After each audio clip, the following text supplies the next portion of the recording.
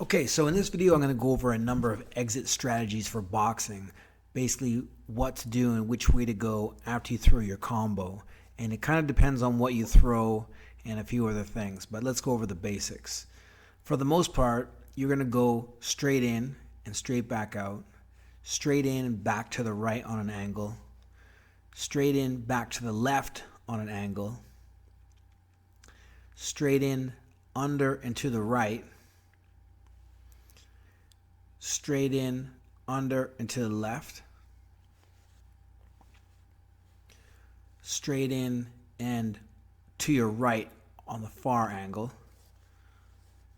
And straight in and to your left on the far angle. Now you could create an angle first, but what I'm saying when you go straight in is you'll just be going straight in the direction you've chosen. So you might step off and create an angle first, but you'll still be going straight in when you go, for the most part. Okay, so moving straight back out, you should be able to pop in and out quick. And a lot of guys can't do this or have trouble doing this. This is what I've noticed when I watch new guys fight. For a lot of them is that they don't have the ability to pop off. So that's something that a lot of new guys need to work on, is the ability to get in and out quick. And that's going to help set you up when you're going to move off to the right angle. You push off that front foot and you pop out to the right side. So there I just did a slow one, but earlier you saw me push off. Go in, boom. Now, if you're going to throw the left hand to finish and go to the right, it's going to be hard because of the way the hips are working. So here, if I throw a right hand and go to the right, makes it much easier. Or off the jab, since you're not rotating the hip, it's also easy to pop off and push to the right angle. Now, if I want to go to the left angle, it works nice off a left hook or a left hand finish. I go in, throw my shot, and turn out. Now, you can throw the shot first and then turn out. That's going to give you more power on your punch because you won't be fading away. Or you can fade away on it, so you tag the guy and you already create the angle. Depends on what you're trying to get. But here, it works nice. If you're going to throw a right hand and try to get it to the left, it's possible, but it's a lot of hip turning, and it's slower and takes a lot of time, and you'll be open for a split second. So that's not always the best option. So another way to go in is to duck your way out small, especially if you're a shorter fighter.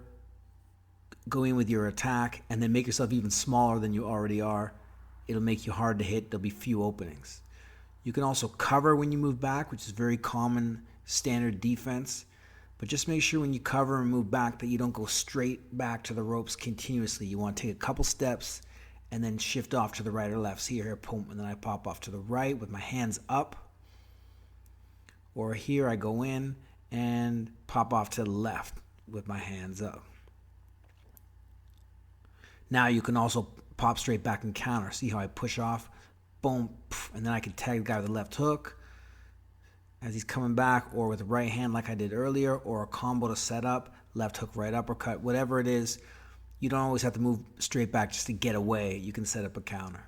Now, ducking under to the right. Usually, again, to the right works nice off the right hand. Right hand, I'm going to duck under and step out. Now, what I don't want to do is just move literally exactly straight to the side, because as soon as my opponent turns, I'm going to be right in front of him. See, look, if he was a turn, I'd be right there. He'd tag me easy with the right hand. So what I like to do when you duck under to the right is cut in a little bit of an angle, go on right under the armpit, almost like my head is going to go under his armpit, and then I'm kind of on the back side, and that makes me a little bit safer and harder to reach. If I go from the left, same idea. Throw the left and step, and I take my head and go right under and into his armpit, step into him, and skip out and turn. And this is kind of something you saw a lot with Floyd against Maidana in part 2 when he was throwing the overhand right. I mean, he was often against the ropes, pawing a jab, and as soon as the overhand right came, he'd duck under. But it's the same kind of idea. You get your head right under there, and then you do a little pivot after to get yourself in a better position. So here's another one I like to use a lot. Actually, sorry, before we get to that, if you're going to move out to the left, it's easier again off the left hook, what I was saying. If you're going to throw the right hand and move out to the left, that's a lot of hip turning to do. You're going to have to shorten up on your shot. Now here's another one I like to do a lot is throw the right hand and just step through on it. Because usually when you throw the right hand, you've kept his left side busy and he can't attack with it. So that's the perfect time to fade out. You kind of blinded him or he's had to slip. if you got close enough. You throw that right hand, step out to the right. Now it also works off the left. I throw the left hook, and if I want distance, I can take a little step there and then pivot out. That costs a little more time, but I'm safer when I do that. Throw the left.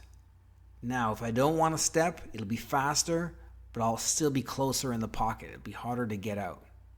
So it depends what you want. Do you want to stay in, or do you want to clear and have a little bit more room? That's what the step is going to do for you. Now, if I want to throw the left hook and get out to the left on the far left angle, it works nice if I throw and slip to clear, to give myself some space. I throw, I avoid anything that may be coming right back right away. And then if I want, after that slip, I could stay in there and throw again. But if not, then I just turn out and I take off. If I already landed some shots, I want to get away or make him chase me, I can do that. Now with the right hand, it still works okay. It's a lot of spinning to do because you've rotated your right hip in, then you got to pivot out. But it still works naturally, this opposite side, especially if you've got in deep enough, thrown that right hand and slipped off to the side, you can turn out. Now there you see me do a little skip with a turnout. This is some classic Pacquiao, Roy Jones kind of stuff. Take that back foot, skip it in. This is if you are a little too far or you just want to clear a little more space. Skip that back foot in. I'm going to do a slow one coming up. There I go with just a pivot. Back skip and turn out. And here I'll do a slow one coming up. Throw, back, skip, and in and turn out. So work these different types of angles. You can create fakes, fake one way and go the next. Use them to set up different counters. Use them to set up sort of your strategy for the fights. You can, if you want to be on a hit and run, or if you want to turn and create angles and attack again. And again, work with these different ways. If you got straight in and straight back out, to the back right angle, to the back left angle. I can go in and under to the right side, cutting in a bit. In and cutting under to the left side. Or I can go deep on angles either way. And same for you guys in Thai boxing or MMA. You can use these angles to set up different shots, like a roundhouse or a knee. I'm sure you guys are already doing it, but just keep that in mind that there are different ways you can set up shots if you're new and you're not already doing that kind of stuff. All right, thanks for watching. Peace. All right, guys, thanks for watching. Remember, subscribe to my channel. I've got new videos every week. Check out my instructional videos. Here, if you click on the video on the left, that's going to take you to my instructional video trailers. If you click on the video on the right, that's going to take you to my most popular uploads. Thanks for watching, guys. Peace.